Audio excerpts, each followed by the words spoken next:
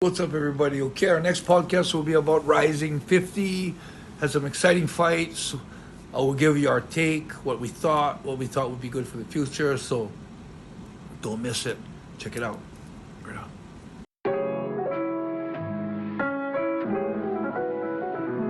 1978とある田舎町で生まれて移り住んだ新宿で育ちこの町で起きたこれまでの俺たちのここまでの生い立ちはほんのまた序の口試されたいちいち正してきた過ち騙し合いやからしないはスニッチの始まり放課後の苦惨症児童館にホームアローンそんな時間はほったらかして向かったとある場所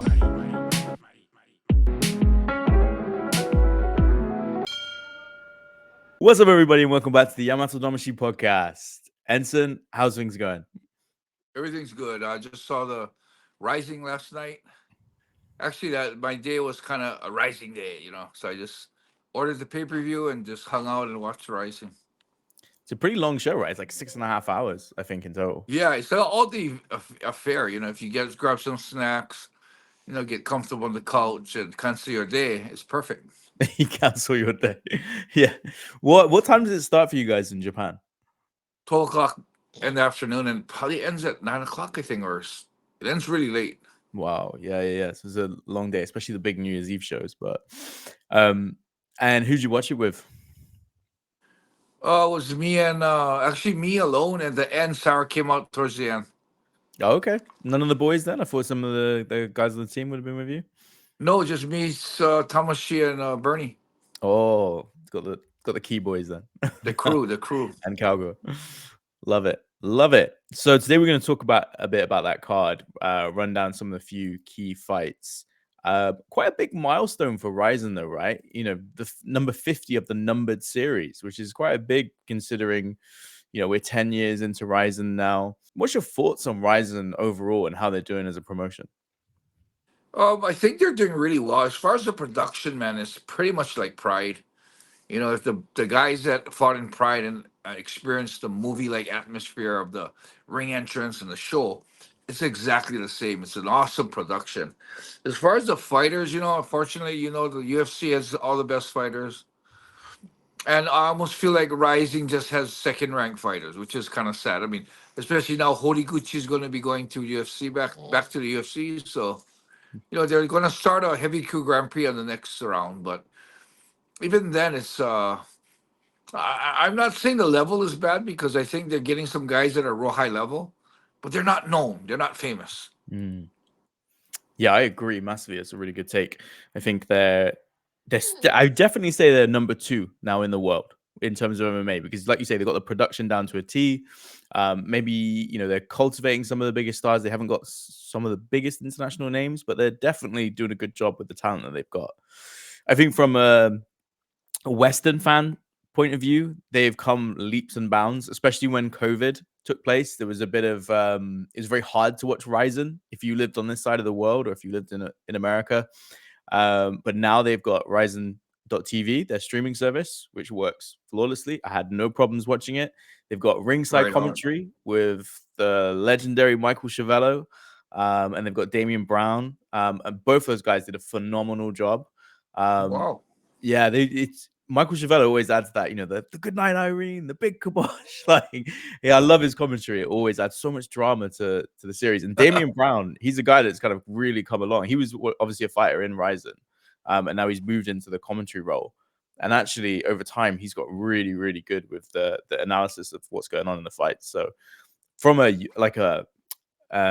fan point perspective, I think it's super easy product to watch, and they've come a long way since it was very difficult to find RIZIN fights. Yeah, commentary is a real hard job, man. I mean, not only do you have to be able to do ad lib stuff, the way you present the fight to the fans, and a lot of homework has to be done to know all the fighters.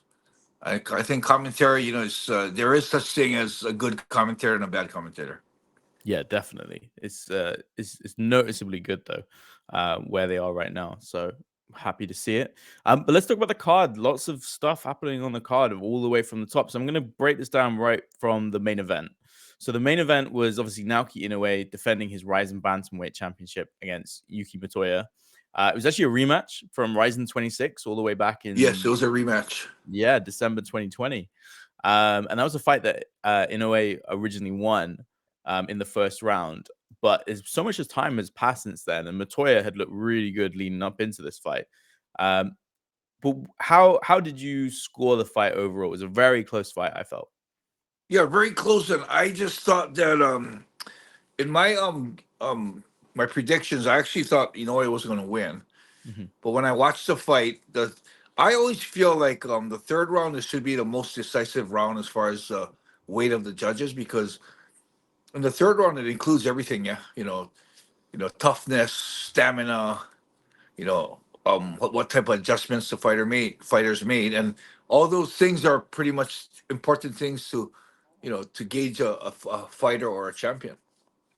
And I just thought that Motoya really, especially towards the end of the fight, pretty much dominated that whole part. I mean, to a point where almost breaking Inoue.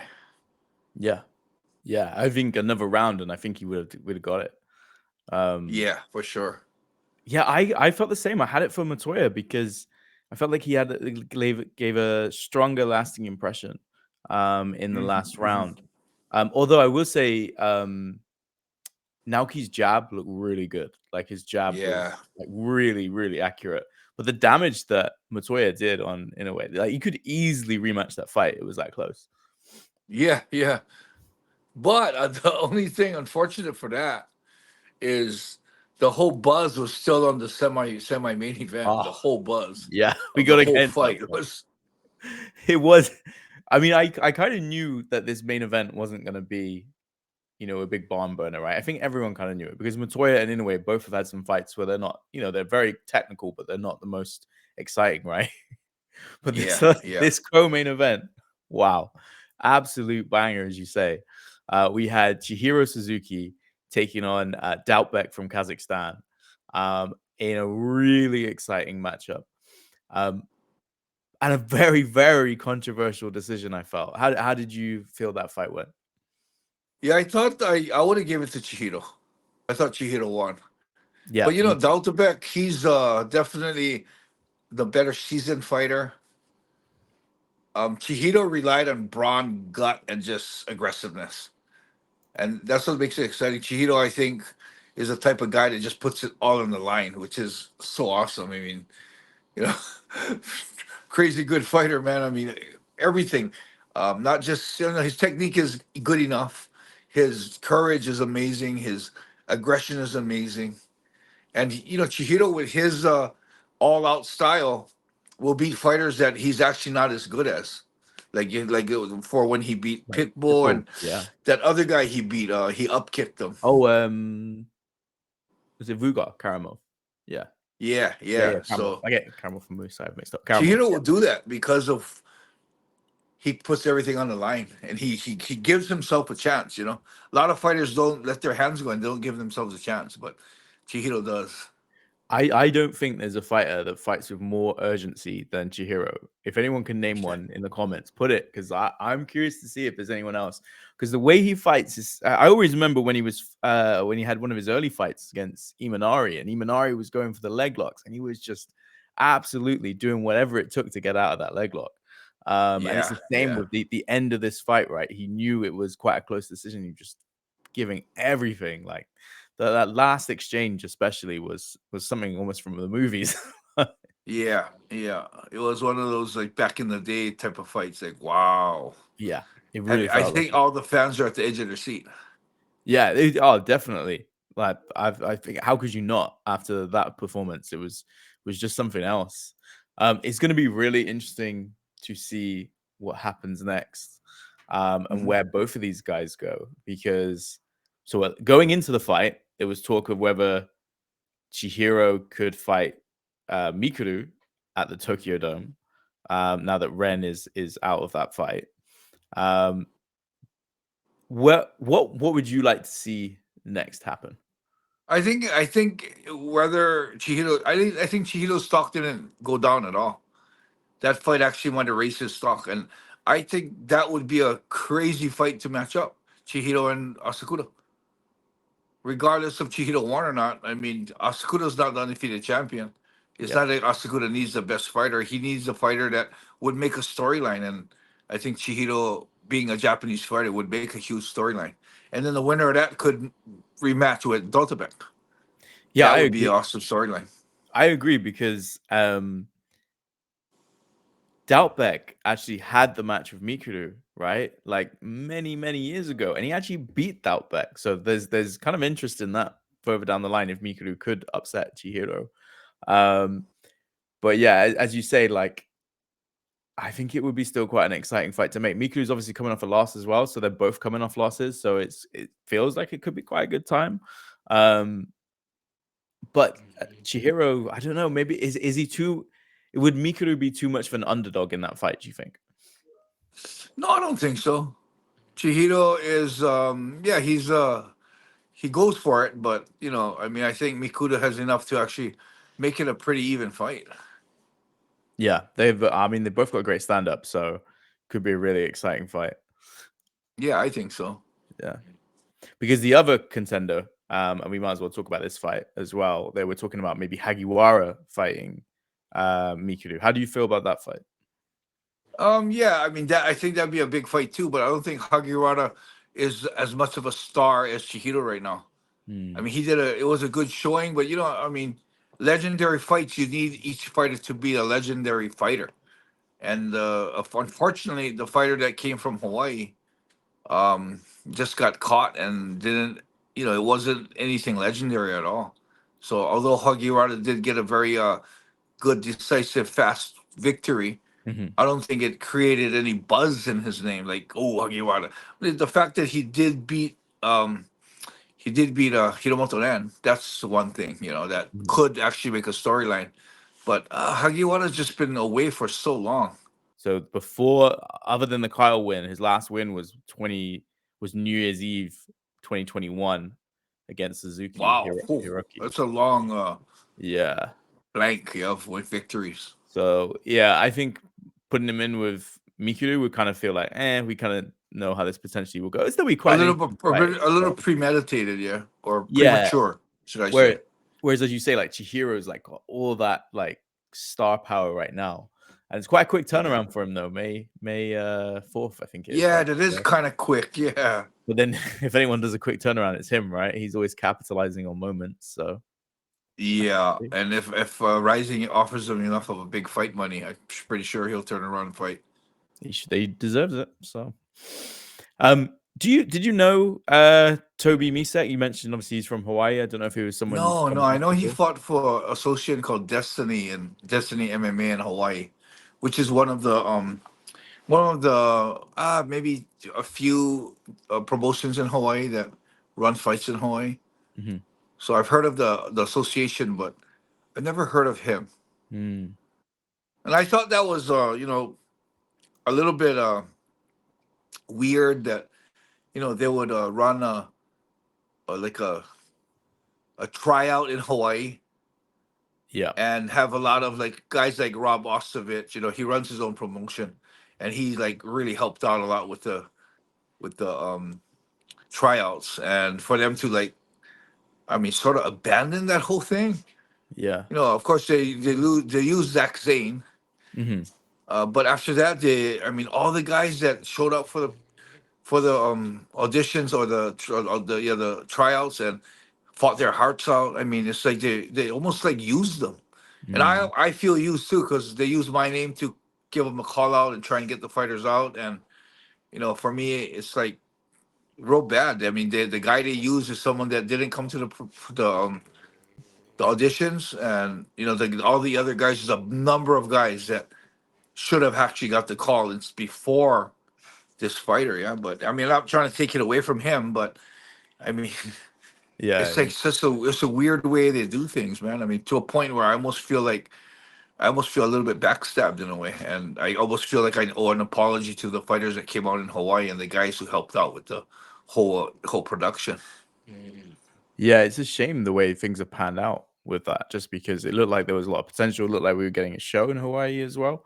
Well, Um, that's what they told us. That's what they promised us. yeah. They told me that, and then they told they were going to get a venue. They were going to build an office there, and had all this big hopes for Hawaii, and I thought, oh damn, I want to help them out with that because I would love to give the Hawaii boys an opportunity, and Mm. that just, fizzed out. Without any explanation, and unfortunately, that's how Rising does their thing sometimes, and I should have known better.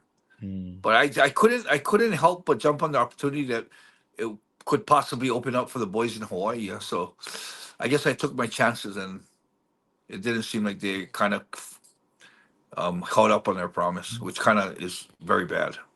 Yeah, hopefully it's something that they'll revisit, right? Because as you say, I mean, Hawaiians are just such great, entertaining fights to watch. That makes perfect sense to have some sort of presence in Hawaii because Hawaiians love to scrap, so it makes sense to get Yeah, oh yeah, for sure. There's a lot of fighters in Hawaii that, not necessarily maybe be the top in the world, but could put on an awesome show. They fight their Mm. heart with their hearts in Hawaii. Yeah. So hopefully, hey, there's still time, plenty of time. Ryzen's going strong, so why not? Going back to the card, we had an interesting lightweight bout, which actually ended early due to a cut. So I'm interested to get your take on this because it was Luis Gustavo, well-renowned Brazilian striker, fighting Shunta Nomura. Really exciting fight in the lightweight division. They talked about this could be, whoever wins this fight would be fighting Satoshi next for the lightweight title, particularly Nomura, because obviously Gustavo's had his shot. Nomura does get the win, but it kind of came a bit controversially with the clash of the heads. So for those that didn't see it, the way it worked was they had a clash of heads, so they ended the fight early, but then the judges made a decision on everything that happened in that fight up until that point. Did you agree with the decision, and would you go and give Nomura a title shot on the back of that? I thought Nomura had his shiny moments, but as far as aggression and I almost felt like Gustavo showed more brawn and more heart, and while getting hit, he still came aggressive. But Nomura would get turned off. He would look really good and then get turned off and start, almost being gun shy. And so I felt like that inconsistency of Nomura. I thought Gustavo would have took. I would have given it to Gustavo. Yeah, it was definitely a pretty close fight, right? Yeah, it was So, really close. So hard to argue it. so you wouldn't. How would you feel about him getting a title shot next? Gustavo. Well, with his track record, yeah, what he's Oh, already I done in meant, I meant Rising. Yeah, I think oh, you mean the Nomura. Nomura? Nomura, yeah. I almost feel it's a little premature, especially with the win being because of a cut. Yeah, it's a weird way to get a title shot for sure. It would be Um, interesting to have him fight another top contender. To be fair to all the contenders that already been fighting in that division. yeah, yeah, no, I agree. And we had a very entertaining heavyweight bout. Uh, giant 6'8" Edopolok King fighting Rio Sakai. Big fighter in deep. He got a long career in deep, right, in the whole Megaton Yeah. division. What did you think of that fight? That was a crazy fight. Well, Sakai, as he has so much holes in his game, but he's so tough. He always pulls through. He has a way to land that overhand right. He kind of caught Edopolok a couple of times where Edopolok kind of got a little gun shy. He was able to get it close enough to take down Edopolok, and it showed the holes in Edopolok's groundwork. Mm. And I just thought it was kind of funny how, you know, so Edopolo just kicked off the ropes and turned it over. Like from Sakai dominating the fight, it turned around right away to like, It's like that. Sakai looked like, oh, he's a better grappler. He got the grappling advantage. And as soon as Edopolo turned him over, there was absolutely no mount defense. And Edopolo pretty much just walked into the mount and started mount punching him. So for me, it was like, you know, Sakai was tough. He showed his, he is I believe, a mediocre heavyweight. And Edoporo, it was unfortunate. Showed a lot of holes in his game. He's not the next thing. But I really liked what turned me on was Edopolo's interview after the fight, where he said, they asked him about the Grand Prix, and he said, "Did you see how I just fought? I don't deserve to fight in the Grand Prix. I'm not ready." I got to go back to training. So he's starting to go direct training. Well, he said tomorrow I'm going to be training again. And I think with that attitude, he's going to get better. And he's going to be once he gets his ground better or his takedown defense better, he's going to be a force because that height and that reach and the way he lifts his knee up, casually lifts his knee and it's going past the guy's head. He'll Yeah. be really dangerous. It's a shame if they don't put him in the tournament though, just because I do feel like he's one of the most interesting guys in it. Yeah, it would be a good because they have two slots open, but doesn't sound like Edopolok wants to fight in the Grand Prix. Maybe it's smart, right? Maybe he's taking this MMA career very seriously, and it's quite a quick turnaround as well. Another 2 months, you might think, can he not do it? But his popularity is at an all-time high, right? So it's almost like maybe you should jump on it. It's tough call to make. Tough call to make. If he doesn't feel ready, he doesn't feel ready. So yeah, the confidence thing is huge. Yeah, he seems like a really likable guy though. On the Confession series, they showed him how, like, in his spare time, he's feeding the homeless and stuff like that. So yeah, it does. He seems very likable, and I think he's going to be a big star for RIZIN moving ahead. Just on the heavyweight Grand Prix, any thoughts on how it shaped out so far? We've got quite a few. We've got some international fighters. We've got Ueda. We've got Shibisai. We've got Sudario. Any thoughts on the Grand Prix? Yeah, well, it's interesting because they've got the best that Japan has to offer, and they have somebody from KSW, somebody from PFL, and somebody from I think Bellator. Yeah, I mean I don't know if they announced the Bellator guy yet, but there's a guy that's going to fight. I think he beat Ryan Bader. Oh, okay, wow. Yeah, and then I think there's KSW the Russian guy. I think so. I can't remember. Yeah, so there's a bunch of guys that are in there that is real unfortunate for the Japanese fighters because they're tough but not very well known. Yeah, that's you're fighting one of those foreign fighters, almost the same as fighting like Curtis Blades, but they don't have the name of a Curtis Blades, Yeah. It's a shame because Ryan Bader is a free agent right now, so that would be pretty cool if they could put in he was the last Bellator heavyweight champion, I think, right? I think Ryan Bader might be a little expensive for them right now. Oh, maybe it's quite. Yeah. But yeah, no, the tournament's shaping up nicely. I'm really looking forward to watching that. RIZIN heavyweight division always really fun. It's always like that fight just proved it, right? Like you never know. Well, heavyweights, man. I'm glad they're bringing the heavyweights back. Yes, we need heavyweights. Yeah, heavyweights is where it's at. Yeah, it's fun. It's good. They're always good to add on to the card.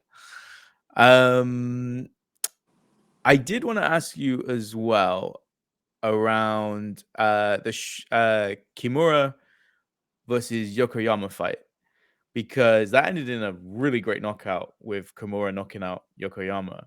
But at the beginning of the fight, Yokoyama was doing a lot of those Imanari rolls. And do you think that's still an effective thing to do in modern MMA? I don't think it is anymore because it's already been dissected. And in any type of footlock game, when they're striking, especially with rising rules, where you can foot stomp and that's a real risky thing to do. If you do an Imanari roll and you don't get that right leverage to create destroy the balance of the fighter and take him off his feet, that's a real dangerous and compromising position to put yourself in. Yeah, he did it like 2 or 3 times and then got knocked out really badly. That was a really, really big knockout. Yeah, that's very risky. We also had a great flyweight fight. We had Tony Larmie, the Canadian with the big mullet, fighting Ito. Where did that rank in terms of fight of the night for you? Was that because that was my fight of the night? That was a pretty good fight too. Ito and until Tony they put on a show, man. And Tony's tough as hell and powerful, but Ito really. I mean, when I saw Ito lose to Ursa, I wasn't sure that Ito was ready to handle something like Tony. But man, that was surprising. Ito was tough as hell. It's almost like, is that the same Ito that fought Ursa? Yeah, he clearly looked like he'd evolved his game quite a lot since. Yes, he looked really good. Yeah. I hope they put both of those guys in the upcoming flyweight tournament. For sure they'll be in it. Yeah, I hope so, because I hope they bring back Tony. He looked like he took a lot of damage, but it was Mhm.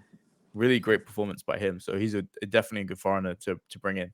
Um, what do you think of the matchmaking when we had what's known as the Riceball Kid, who was 0-0, fighting Yoshihiro Maeda, who plus 50 fights?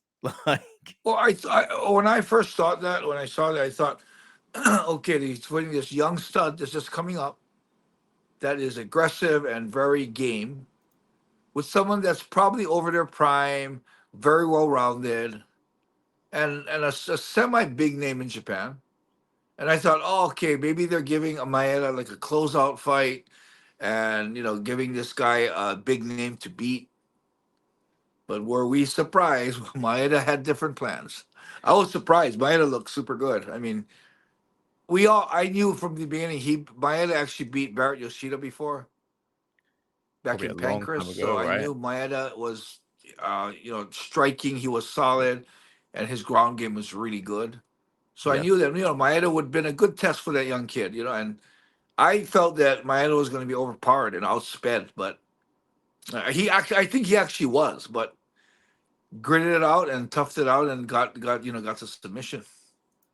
Yeah, I mean, Maeda's, he's been around the block, man. I remember him from the WEC days. Like he was, really, really big name, big Japanese star in WEC.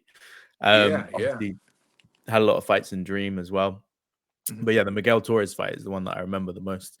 Um, but yeah, his the rice ball kid, you could tell he was green. Like you could see, like when he tried to throw that suplex, it almost looked like he was trying to do something really really fancy, where he's trying to pick up the Maeda from behind and chuck him.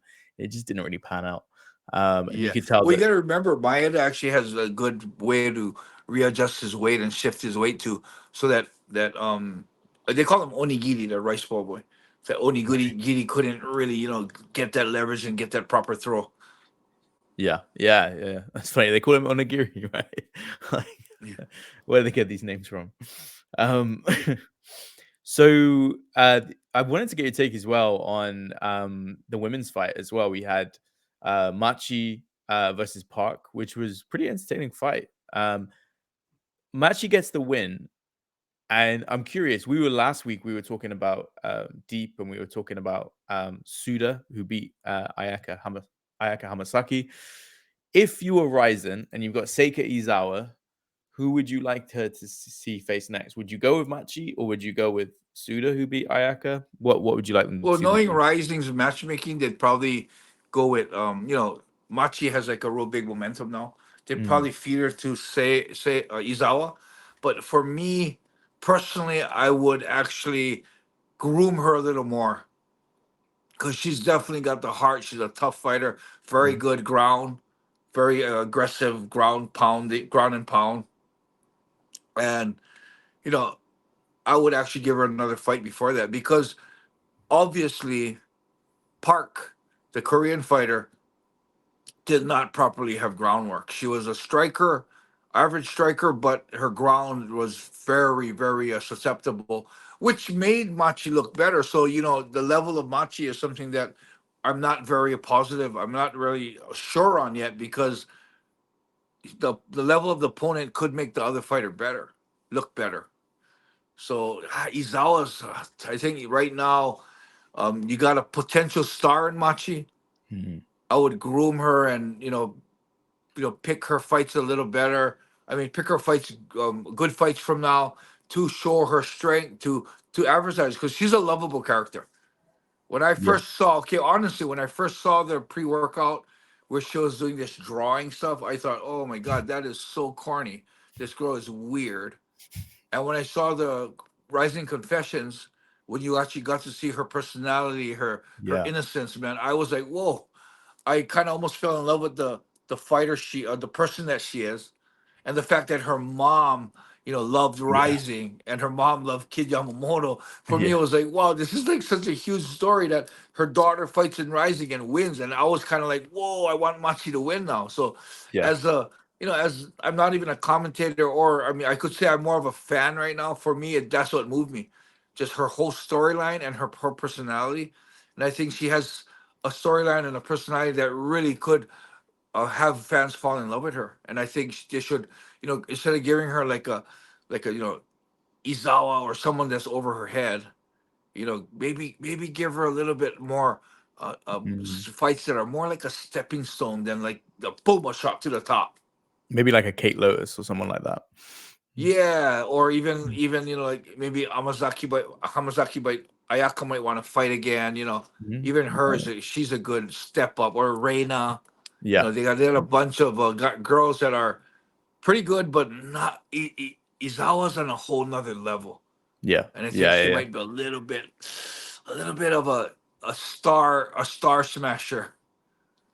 Yeah, we need to get more fights in that division. They didn't do many fights last year in that division. It's a really fun division. I want to see more fights. Just keep it active, keep it going. Just That's because the every thing about the whole women's division, that they don't have much girls that to pick from. Yeah, yeah, and if one of them gets injured and stuff like that, it gets difficult, right? So need more yeah. talent. Need to get more fights though in that division. Um, There was something else I wanted to bring up with you on this card. So Saki Kabara did a big announcement, which was that Kyoji Horiguchi has signed with the UFC. This has, I think, split RIZIN fans quite a bit. You've got some fans that are fine with this; they're supportive. They want to see Horiguchi try and become UFC flyweight champion. A lot of fans want to, support him on that journey.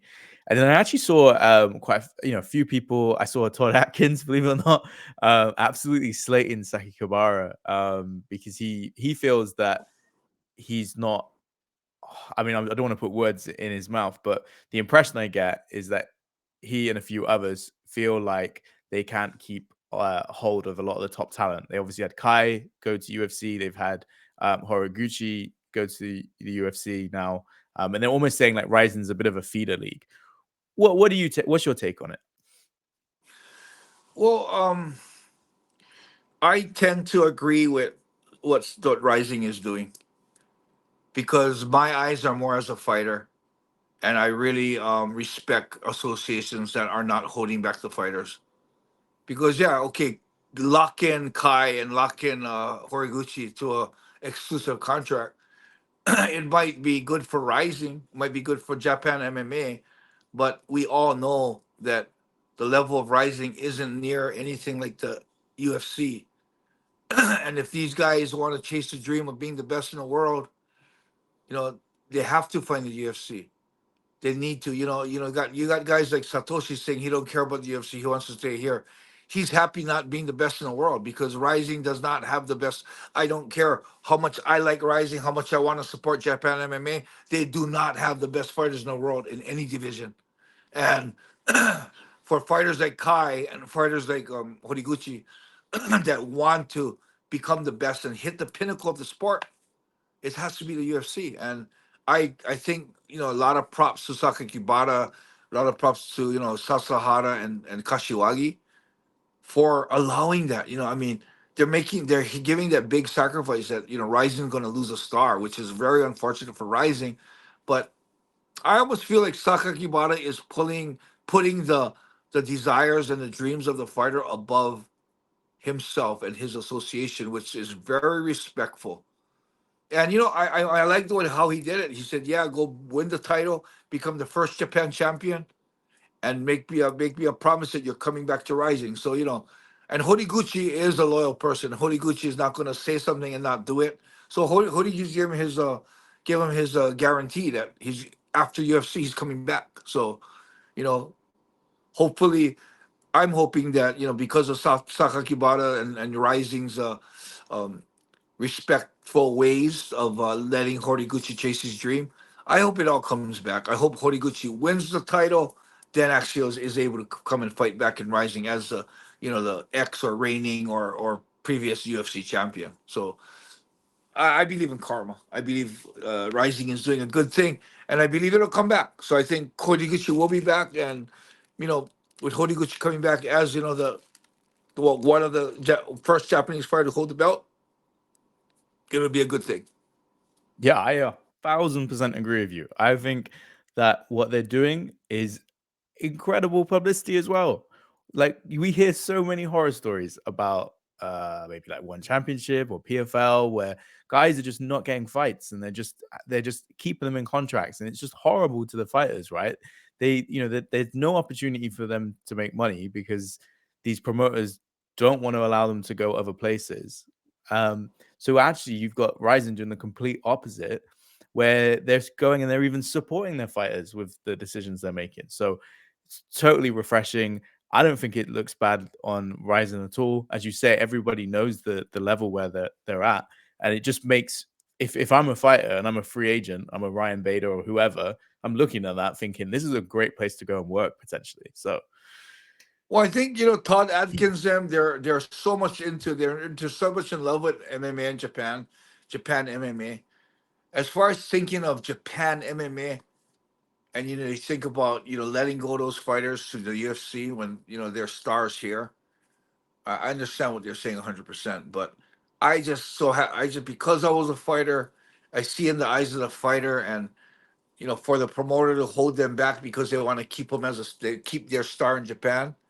I would think would be real selfish and real close-minded to not let the fighter chase his dream, because as you know, fighting, there's a time limit on fighting. You can't fight forever.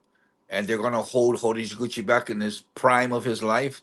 Kai has a chance to fight, hold him back in the prime of his life because they want to keep the star.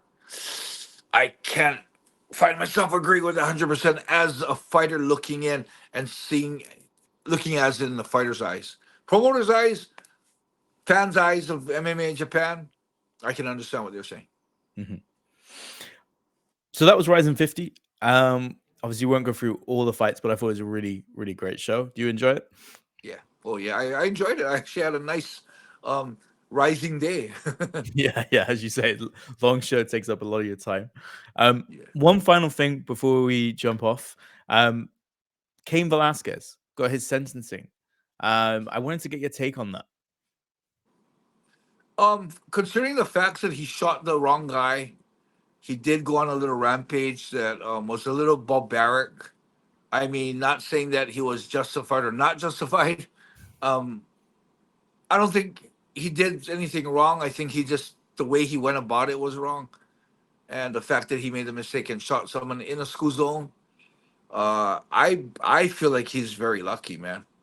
With time served, he's looking at maybe a year.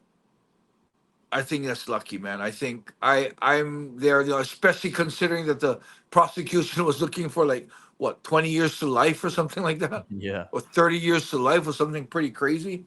yeah, You know, I believe that 1 year, serving 1 year is pretty much a gift, man. And me being someone that's been in prison twice, I believe it's a real good opportunity for a man to search himself, to learn about his strengths, and to develop something that you'd probably never develop if you didn't have the opportunity to go to prison.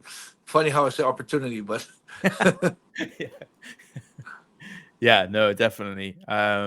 It's obviously sad given the circumstances of why that incident took place. And I think a lot of people respect the fact that he did stand up for what happened, and he wanted to. A lot of people feel for him, right? It was a horrible situation to be in. But yeah, I think that's a bit of a result, as you say, given like how kind of the aftermath was with it. So yeah, yeah, so I do too. I even bought one of the free Kane shirts to yeah, support his movement, and I was just so bummed at the way he went about it. He went a little off the handle. He didn't think of the consequences, which is what he's facing now. 1 year, he's a warrior, man. He's gonna go through that easy. yeah, Hopefully, there's no problems as far as guys trying to challenge him or says, "Hey, I got a chance to fight Cain Vasquez in prison." Hopefully he doesn't have any gang problems or anything like that. If not, I think 1 year he'll be out in no time, and he'll be able to continue his life. mhm. Brilliant. Well, thanks everybody for watching. Any final words, Enson, before we wrap up? No, man, but yeah, I mean, anybody else has ideas on what they want us to cover, please comment. I'll be looking at every single comment in the comment section and answering everyone that needs a question. I mean, needs an answer. So yeah, give us suggestions and make sure you share our channel. Awesome. Thanks, guys. See you again soon. All right, everyone, thank you for watching. That was Rising 50 in our eyes. And if you guys have any ideas on what else you want to watch, let us know. Write in the comments. I check out every comment there is. All right. See you guys soon.